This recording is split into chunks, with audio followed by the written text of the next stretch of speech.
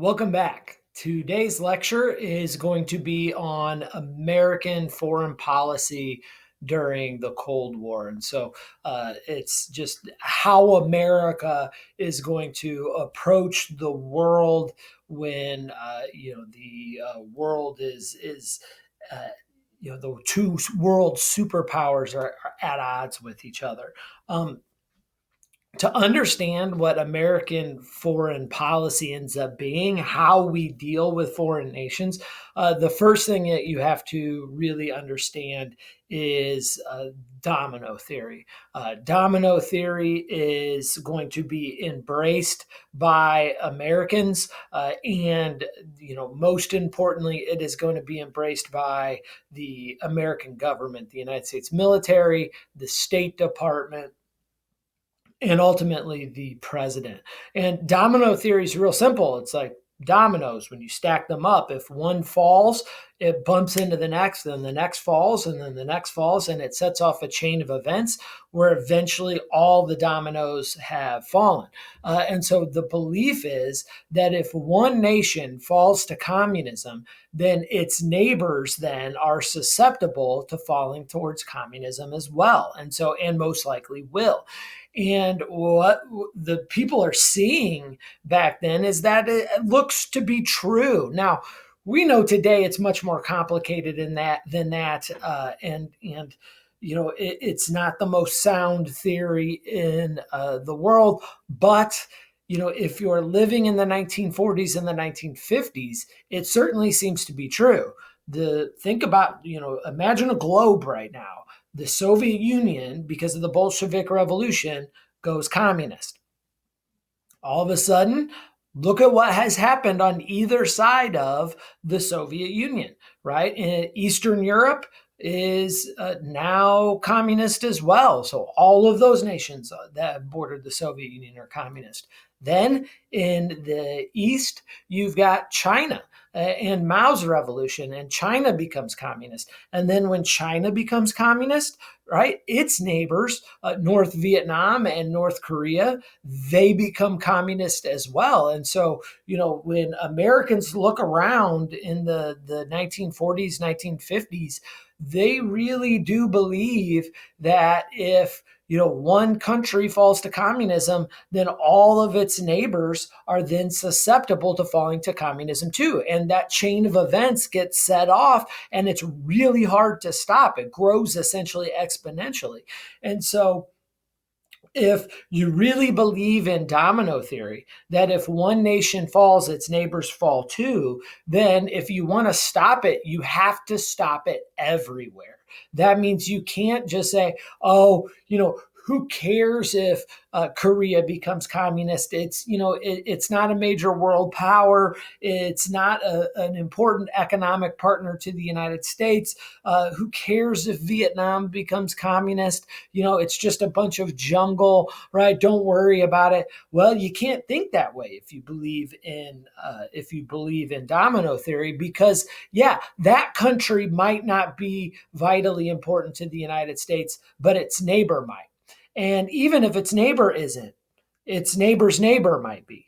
And eventually, if you just let communism get a toehold anywhere in the globe, it'll eventually spread like a virus. So you've got to really kill it at its infancy, and that is essentially what American foreign policy is going to be because of domino theory. We're gonna have to stop communism wherever we find it, right? One of the people that is going to be absolutely instrumental in developing American foreign policy during the Cold War is going to be George Kennan. Kennan, he's the one that essentially comes up with the idea that we have to stop communism everywhere. That idea is referred to as containment. So where it is, right, you can't really do anything about communism where it's at. The Soviet Union is communist. We can't stop that anymore. But what we essentially have to do is we have to contain it where it is and stop the spread of communism around the rest of the world. Now, Kennan says this isn't just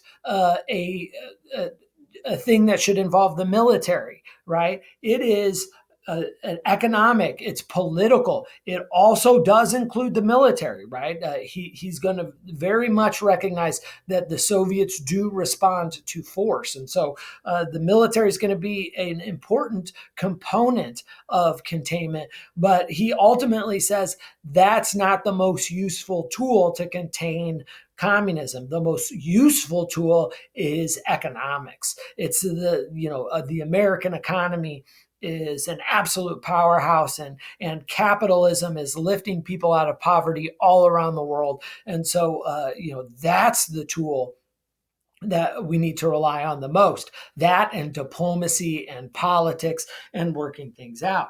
And so the containment policy essentially is contain it where it's at, use politics wherever you can. He recognizes that the Soviet Union is intent on spreading its philosophy around the world. He says the Soviets are not our friends, that they are at odds, that their leaders do not believe that communism can exist in a world where capitalism also exists. And so he says we have to treat them like an enemy, but not necessarily a militaristic enemy. We have to be willing to use force, but that should not be our first call to action is the military. Now, we are going to have a strong military as a deterrent, right? But at the end of the day, if we rely on our economy, if we rely on politics, that will create a positive image of the United States that will appeal to a lot of these other countries that will then align themselves with us. He's going to essentially lay all this out in a famous article called the X article. The X article, Kennan is a diplomat. And so because he's a diplomat, there's certain things he just can't say in public because he'll lose his credibility as a diplomat. So he writes this essentially anonymous article. The actual name of the article is The Sources of Soviet Conduct, but he signs it with an X, right? Because he wants to maintain his anonymity so he doesn't lose his diplomatic credibility. And in The Sources of Soviet Conduct, Kennan, right, who calls himself Mr. X, essentially explains what the Soviet logic is, what their goals are, and that they are determined to spread communism around the world, that they don't believe that capitalism and communism can exist in the same world, and that their ultimate goal is to, spread communism everywhere. And they're going to do that, and they're going to, try and attempt to spread communism, through any means necessary, right? They're not necessarily going to be invading all these different countries. The Soviets are going to be providing aid, their advisors, sometimes military assistance around the world to be able to spread these ideas, and that it's going to be America's job to try and counteract all of that. Right. And so he essentially says that that America can win this battle of influence around the world through containment, but it has to be long term. The Soviets really believe that one of the things that they have to their advantage is the thing that all dictatorships or oligarchies have to their advantage is they have time, right? They have one set of leaders that are leaders for not ever, but for extremely long periods of time. And democracies are fickle, right? We elect new people all the time. And every time, one time we'll have a Democratic president, and then we'll have a Republican, and then, with a Democratic Congress and a Republican Congress, and they all have different goals. And so, we're constantly changing our foreign policy. We're constantly changing our domestic policy. And so the Soviets believe that they can play play the long game and kind of wait us out. And Kennan, in the Sources of Soviet Conduct, warns against that. He says, no, we have to have a long-term policy that is consistently stopping the Soviets' expansion wherever it happens. And that if we do this, that can successfully stop Soviet expansion. He also points out that the Soviets are they are responsive to force. They, even though they are a superpower, they recognize that the leaders at the top anyway recognize that they don't have the industrial might of the United States. They don't have the military might of the United States. Kennan, as an expert on the Soviet Union, recognizes that and essentially says that, look, when given the opportunity to back down without losing too much face or too much honor, the Soviets will back down when presented with force. And so it's risky, right? And you've got to maneuver in such a way as the Soviets don't feel so disrespected that they have to respond with force. But if you give them an out, they'll take it. And so, Kennan says we have to be strong and we have to resist the Soviets everywhere. Well, President Truman reads the article and really embraces it. And it's going to kind of be the driving force behind the Truman Doctrine, which essentially we talked about in a previous lecture, that, Truman is going to support free peoples against armed minorities everywhere. And clearly that's code for democracies will support democracies over communist insurrections everywhere around the globe. So what are the results of containment? Well, it's going to unify Americans against communists. So everybody's going to kind of be on the same page that we need to be unified, stopping communism wherever it starts. It is going to require a massive peacetime military. This is going to really be the first time in American history that after a major war, we keep a large peacetime army. Generally speaking, throughout American history, once the war is over, we don't completely disarm, but we significantly disarm. Well, we can't do that when it comes to the Cold War, because if we significantly disarm, the Soviets will sense weakness there and they'll get more aggressive. So we have to keep this gigantic military. That ultimately ends up being a pretty decent thing because, after most previous wars, we typically see depressions and recessions, and that's in large part because of the overproduction during wartime and taking all these soldiers and putting them back into the peacetime economy. There becomes large amounts of unemployment and yada, yada, yada. That doesn't happen after the Cold War, that doesn't happen after World War II. The 1950s are one of the most economically prosperous times in American history because we have the boom from the war, but then we don't have the recession afterwards because we keep up production and we keep a large military, which keeps people employed. And we keep producing military goods. I mean, we're going to have to, continue to build guns and ammo and bombs and tanks, not just for us, but for our allies too. The containment is also going to be used kind of in a more nefarious way as well. We're going to essentially use the idea of containment to step into some nations to and prop up dictatorships that are economically beneficial to the United States.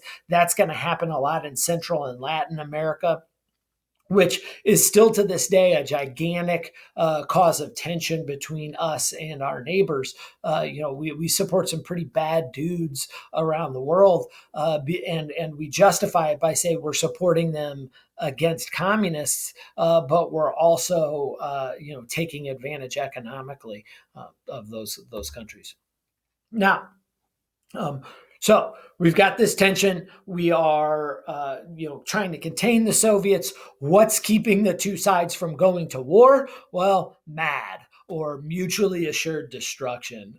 MAD is just the idea that if both sides have nuclear weapons, which very quickly we're going to see the Soviets develop nuclear weapons way quicker than we thought they were going to because of spies. But once both sides get nuclear weapons, a head-on confrontation between America and the Soviet Union becomes less likely because the stakes are just too high. We have nukes, they have nukes. If we attack them, then they can attack us, and the cost would just be too high. By the height of the Cold War, each side has enough nukes to completely wipe out the other side. And so that's what mutually assured destruction is. It means that as we're maneuvering to contain the Soviets, the mutually assured destruction is going to keep both sides from, actually committing to outright war between the two superpowers, which would in turn cause World War III. So it's the threat of nuclear annihilation that's going to keep containment from escalating out of control into World War III. Now, for mutually assured destruction to work, you have to have both first and second strike capability. And it's going to increase the odds of an arms race. And so you have a chart here explaining both sides, because of mutually assured destruction, and are going to have to essentially enter into a gigantic arms race. And so each country kind of has a decision. Both countries know that stockpiling gigantic amounts of nukes is bad for the world. I mean, I think everybody can recognize that. But the question is, if you're a responsible government trying to protect your people and your way of life, even if you know that if the best thing for everybody to do is disarm, would a responsible leader disarm their military? Well, we can make a real simple chart to look at whether or not that's in the best interest of each country. And so you can see on the left of the screen here, we've got the United States. The United States has two decisions to make. Does it arm or does it disarm? And then at the top, we've got the Soviet Union. They've got two choices to make. Do they arm or do they disarm? Those are their options. Well, let's see what happens. So you take that first box, the top left box there. So if the United States decides that they're going to arm, and the Soviet Union also decides that they're going to arm, right? That's when we have mutually assured destruction. Neither can afford to attack each other because the cost would just be too high.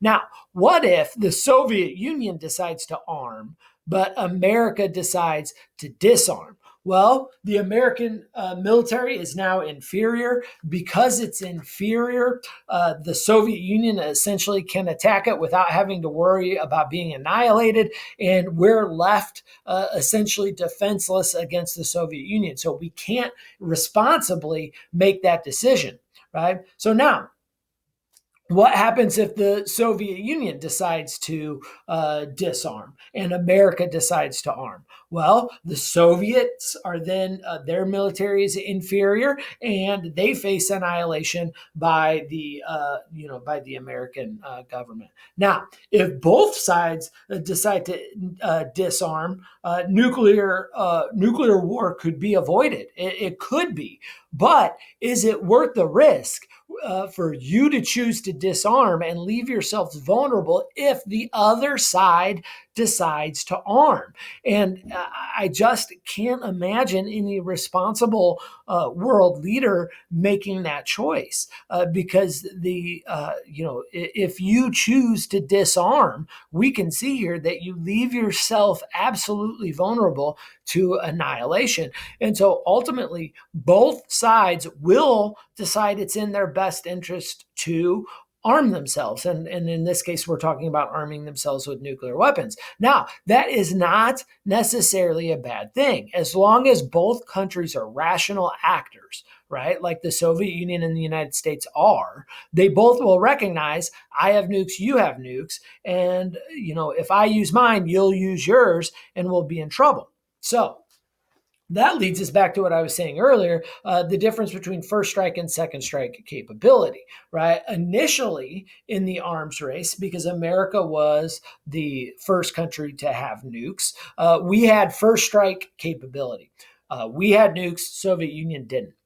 During that time period when the Soviet Union didn't have nukes, we could have launched a preemptive surprise attack that the Soviet Union could not respond to with their own type of attack. And so, for a limited time in the Cold War, America had first strike capability. If you have first strike capability against an opponent, there's no mutually assured destruction. You can wipe them out before they can wipe you out. So, for mutually assured destruction to work, right, you and your opponent have to have second strike capability. And that's the idea that even if you attack me first, I have a way to respond with a similar attack. And so the idea is America has second strike capability. Doesn't matter which nation on the planet attacks us, they can kill us all. And we have the ability to still, even after they launch nukes and annihilate, mainland America, the greater 48, Alaska, and Hawaii, we still have the ability to launch nuclear weapons from submarines that can wipe out all of the Soviet Union or whichever enemy attacked us, right? That gives you the ability to practice mutually assured destruction because it's clear. You kill us, even if you kill us all, we can still wipe you out, right? Soviet Union very quickly also develops second strike capability, the ability to, even if even if America attacks first and wipes out everybody in the Soviet Union, they have enough nuclear submarines and hidden silos that they can respond in kind and wipe us out, right? That's second strike capability. And as soon as both sides have second strike capability,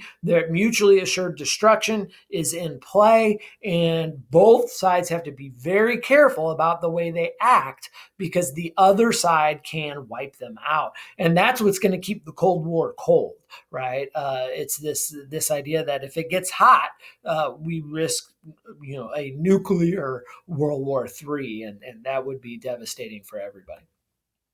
Now, as we start to advance to the Cold War, and we get further and further along, once we get to the Kennedy administration, all of a sudden now our foreign policy is going to change a little bit. We're going to get a couple close calls, with particularly with the Cuban Missile Crisis, where we start to realize that America and the Soviet Union are developing too many nukes.